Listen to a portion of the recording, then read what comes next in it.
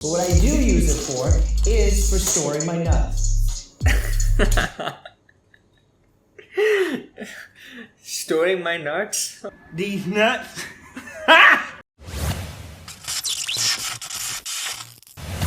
Alright, what's up you guys? You are watching Zealocity, and in today's video, we are going international.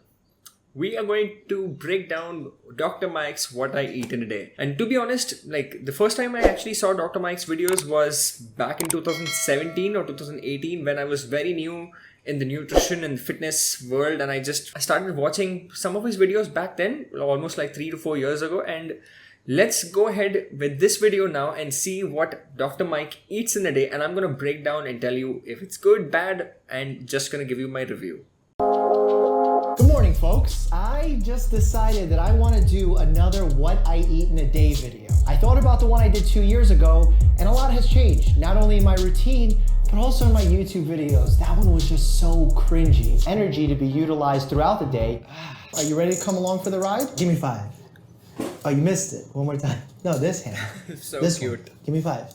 Yeah. My breakfast has changed a little bit since my last video. So let me show you what I eat for breakfast nowadays. This is my breakfast. Lately, I haven't been eating breakfast. I've become a huge fan of intermittent fasting, where I have 14 to 16 hours since my last meal. Like right now, I'm about to go on national television. I have to be super sharp, talk about CBD.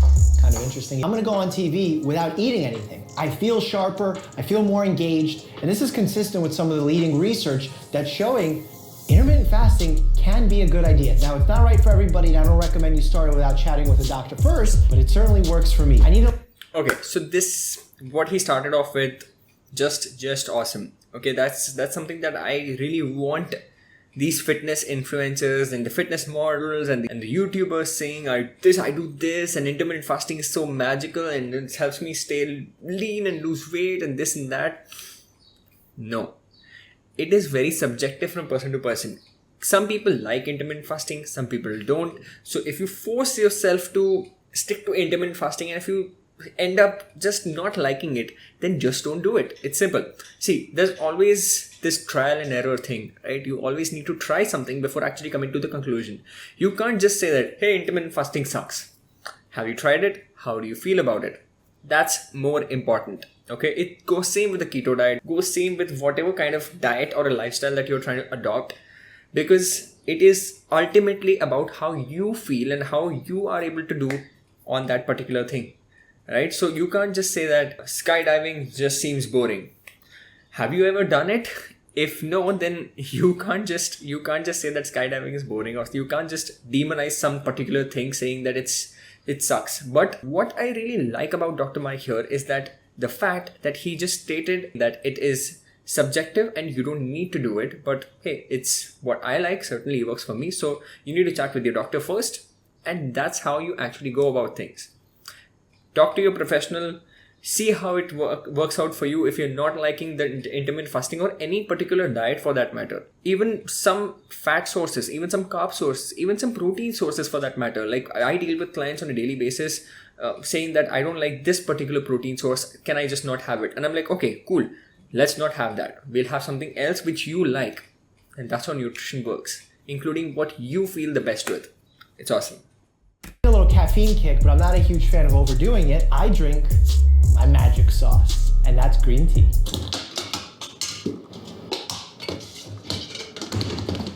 Ignition sequence start. Now my fresh cup of tea is ready to go. Gives me a nice little boost with a tiny bit of caffeine instead of that caffeine kick that I get if I'm drinking a cup of coffee. I need that sometimes, but not most mornings, especially when I'm going on television. I don't want to look crazy. Okay, so he prefers having green tea first thing in the morning while intermittent fasting. So trust me, I am on intermittent fasting some of the times, and I personally enjoy having a cup of green tea or black coffee first thing in the morning and just not eat anything for the next 3, 4, 5 hours. And it's just, I just like it. I just happen to be super normal and super amazing even while on intermittent fasting. So that's the thing with intermittent fasting. If you want to stay more active, more brain focused rather, then intermittent fasting, like being on intermittent fasting or being empty stomach, is a very wise thing to do. That's what I usually do whenever I have my meetings, whenever I have some important sessions online. I usually just do not eat anything first thing in the morning. I just tend to go to my cup of coffee or green tea. There you go. High five to my coffee.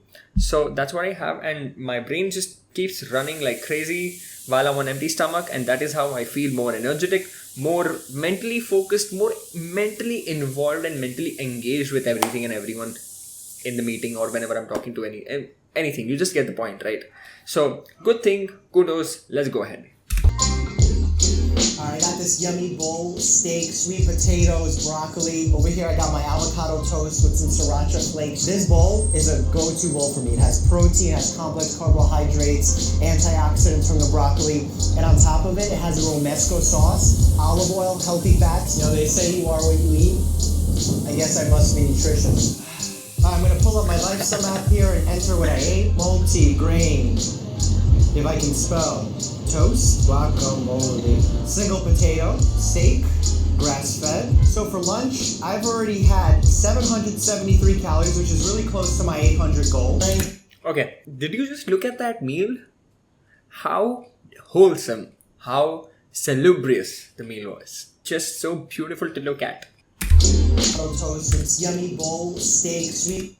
Oh my god. This is just what I love having. Like, this is just the kind of balanced and wholesome meals that I'm looking forward to seeing in everybody's lifestyles. And this is not a hard thing to do. It's just like 150 to 200 grams of steak, and can't you just have 100 to 200 grams of meat or protein source in your meal? Is it that hard? Nope, right? It's so easy to get in that protein and the good healthy fats from the olive oil that there was, and then there's avocado, there's sweet potato, the good complex carbohydrates, and then there's multigrain toast. So all of it seems just so awesome. It's 770 calories, and I think it was some 80 grams of carbohydrates and 29 grams of fat, and I think it was 56 grams of protein, if I'm not wrong. That was the complete breakdown. Those are the exact similar ratio of macros that I would have after my first meal.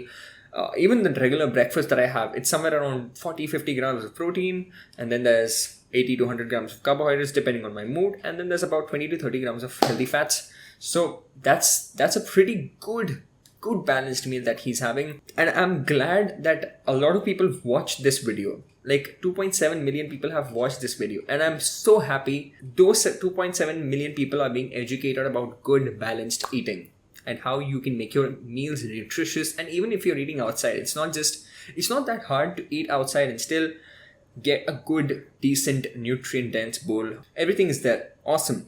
Let's go ahead. Now, a lot of you may not know this, but I'm pretty good at basketball. Rain dance! Making it rain! Dr. J! I told you before that I like doing all different types of activities to stay fit. Basketball is one of them. If I can't find a game, I'm just gonna go ahead and just dribble by myself. You know, I can play one-on-one, which was my imaginary self. Okay, so he tries to make it interesting with a mix of activities to stay fit. Just like he was just doing pull-ups, and then he plays basketball. So he does a variety of workouts. Well, hey, and I totally emphasize the same things to each and every person that actually asks me what kind of workout I should do. And I'm like, what kind of workout do you like doing? If you like playing cricket, go play that. If you like playing basketball, go play that. If you like playing badminton, please play that. If you like weightlifting more, then go to the gym 5 days a week, 6 days a week, or even 4 days a week, at least 3 to 4 days a week of gymming, or at least 3 to 4 days a week of any activity, and then regular cardio every day. That's pretty good to stay fit and healthy. He also looks like he's in an athletic body fat percentage range, not above 13% for sure. He looks like he's 13 to 14% body fat, just the way I am, hey. Alright, I'm about to grab my favorite post-workout snack. It may surprise you. I'm not a huge fan of post-workout shakes because they make me feel bloated. So I get some berries and mango. This is like really good. Fiber, sugars to get that insulin kick after your workout. And then the magic sauce, boom, boiled whole eggs. A lot of people don't like these because they think they're tasteless. I think they're delicious. Then, because I need some electrolytes to refuel, I'm gonna get some pink Himalayan salt here. Dip, get a little bit of salt on there, just a pinch.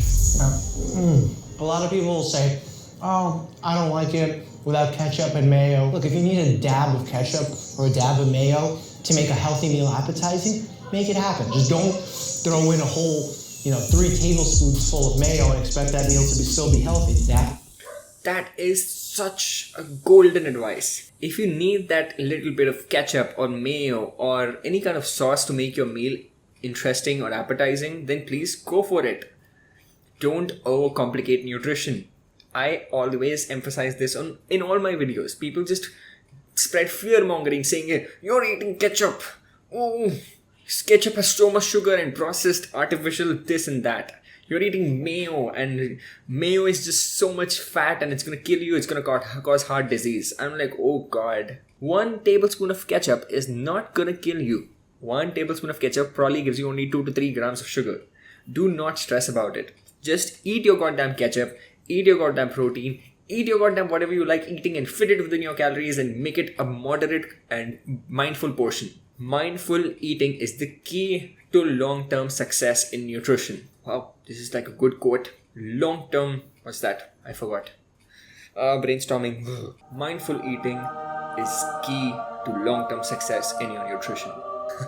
Anyway, so have your ketchup, have your mayo, but in moderation. Do not overdo it and expect it to be healthy. But still, a little portion of it just to make your meal interesting and tasty, go for it. Not gonna kill you. It's awesome that he loves eggs. It's awesome that he has fruit after his workout. So this is like a proper meal which has good healthy fats, good healthy protein from the eggs, good healthy carbs and the good nutrient dense carbs, the fruits basically. There's mango, there's berries and whatnot. This is like a proper superb meal after workout, and I would really love to see people having more of these kind of meals. Hard-boiled egg, blueberries, strawberries, and then last but not least, mango. Here's our stats. 334 calories, 17 grams of protein, 31 grams of carbs, 16 grams of fat, 160 milligrams of sodium. Okay, so this was about 334 calories with just 17 grams of protein. Yeah, that seems like a small snack that he's having, and this doesn't seem like a big meal altogether, but hey, this is a decent meal as I told, right? Anyway. He loves to wrestle? Yeah. Look at him just collapse. Yeah. I think all dogs love doing that, and this is just very, very nice to see these cute things doggos do. I'm gonna enjoy myself a Greek salad with grilled chicken. Greek salad is the way to go. You're getting tomatoes, cucumbers, olives, all power vegetables. Then you got your grilled chicken, clean source of protein, a little olive oil and vinegar just for an extra little taste kick. And I'm gonna say this is roughly 8 ounces of chicken, a small avocado, half a tomato, 1 ounce of olive oil. There's a little feta in here, feta. We got 829 calories in this meal, 71 grams of protein, 22 carbs, 54 grams of fat, all healthy fat. Sodium, 1216, which is under what I'm supposed to be eating for this meal. And this is a perfect dinner for me, at least for my goals. Look at that. Okay, his dinner was just very nutrient dense. There's good protein, almost 70 grams of protein from the chicken. And then there was grilled chicken. And then there was Greek salad, lots of veggies, feta cheese. And then there was lots of healthy fats over there, almost 55 grams of fat. Which you can go a little bit lower on the fat and you can just up your carbs in a way. I'm not saying that the salad is bad to have, but he could have upped the carbohydrates in some way. But hey, it's just his preference, right? It's his what I eat in a day, not mine. Okay, I'm just reviewing it. So I'm just saying what I would like or what usually would be better in terms of performance. If you're actually someone going to the gym, enjoying your workouts, then that is something that is a point where you can increase your carbohydrates so that you have more good energy in the form of muscle glycogen in your gym workouts, in your explosive lifting. So that's something that I would like to see. I would just like to add. But this meal is just superb. It was so nutrient dense, so filling, and I actually loved it.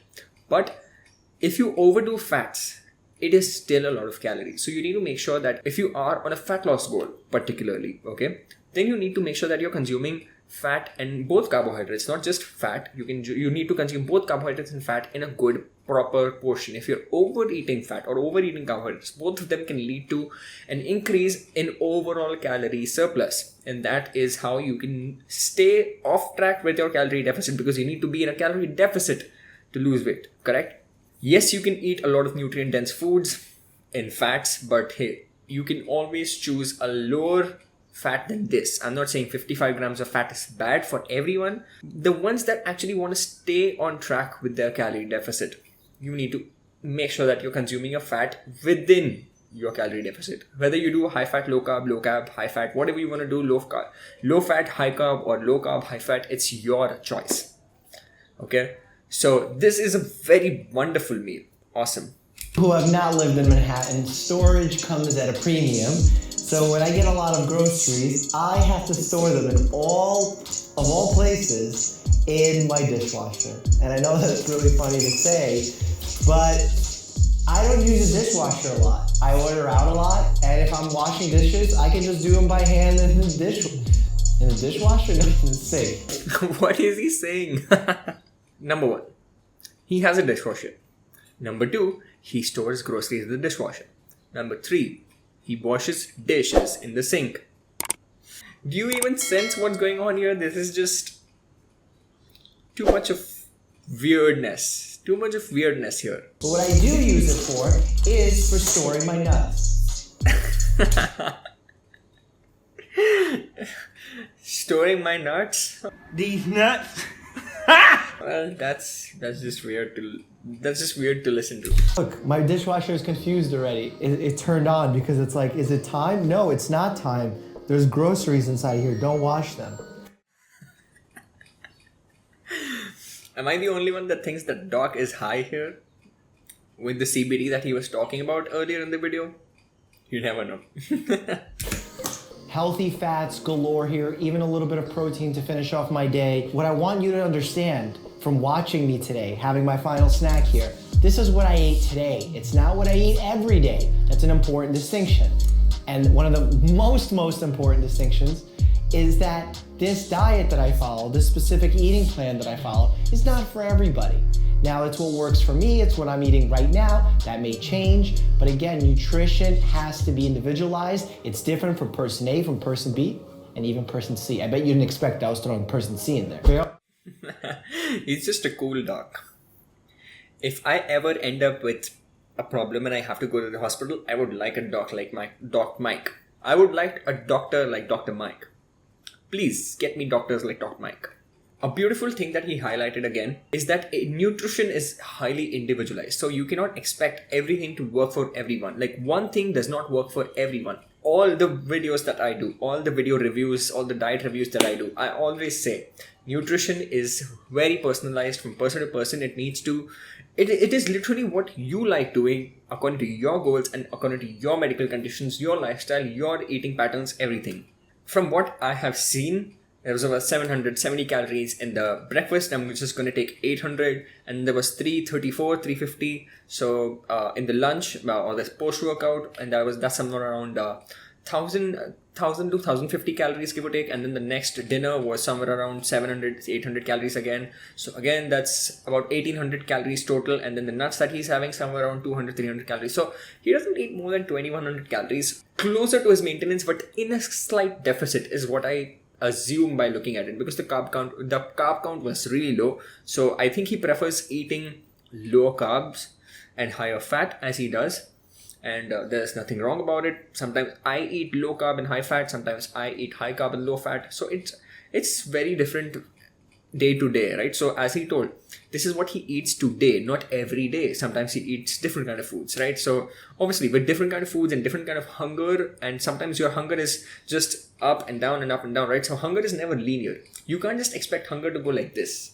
It's not this every day, right? It's like someday you feel hungry, sometimes you don't, sometimes you don't feel hungry, sometimes you feel super hungry, and then some days you don't feel as hungry. So obviously your calorie intake will also differ due to that, right? So sometimes, take my example, I consume 2,800 calories when I'm hungry, 3,000 calories when I'm super hungry, and then sometimes 2,200 calories when I'm not very hungry or I've not worked out, so 2,200 calories. This is an example, and this is just what I wanted to highlight, and this is what he highlighted in a very beautiful way as well. I'm 49 calories over, which means that I'm right in the right spot for calories. I underate my protein just a little bit, but I overeat fats. That's going to happen on a day-to-day variance. Remember, this is what I eat in a day today, not what I eat every day. Okay, so he's 50 calories over. if you look at the chart here, 50 calories over, and it says 2250 calories eaten. As I told, somewhere around 2100 calories, 2200 calories as I had estimated as well. But I think his goal is fat loss. As far as I see, or maybe his activity levels are just not that high. But his goal seems like fat loss. So anyway, 2250 calories, good amount of protein. 30 grams of protein is left. Actually, if you see that the screenshot that he posted in the app, it says 30 grams of protein left. But hey, it's all right. Sometimes you eat 20 grams of protein more, sometimes less, sometimes right. So it's okay if your protein is above and beyond. Sometimes it's okay. 55 grams of fat over than what he was supposed to eat. So yeah, then the carbs are also less and the protein is also less. So his calories got balanced anyway, and this is okay sometimes. If you eat less protein and higher fat, or less protein and higher carbs than usual, then it's absolutely all right, as long as you're within your overall calories for your goal, whether it's weight loss, weight gain, muscle gain, whatever your goal is. Okay, so this is pretty good. Awesome. As well as decrease the processed foods and increase the fruits and vegetables and plants in your diet, as well as those proteins, because that's how you stay happy and healthy. And speaking of happy and healthy, as always, Bear, do you want to do it? As always, stay happy and healthy. Coming from Bear. So this is a very nice video. I loved this video. I loved watching it. I love reviewing it. And again, as he told you, to decrease processed foods and refined sugars, etc., etc. It's because it's just high calorie food and not very satiating. But then it's okay to have it in small portions once in a while. But again, do not just stress about nutrition. Keep it simple. Increase fruits and vegetables. Increase your goddamn proteins. And that's how you will stay goddamn healthy and happy. Superb. I hope you actually enjoyed watching the video, and if you did, hit the like button, share this video with your friends, family members, and do not forget to subscribe to my channel, because I will definitely keep making more and more interesting videos for you. And this is my Instagram. If you want to hit me up for my personal coachings or video consultations, then you can head over to my Instagram. And that's it for today then. Stay tuned for next videos. Keep watching Zealocity, keep eating your goddamn protein, keep staying healthy and happy, and I'll see you in the next video.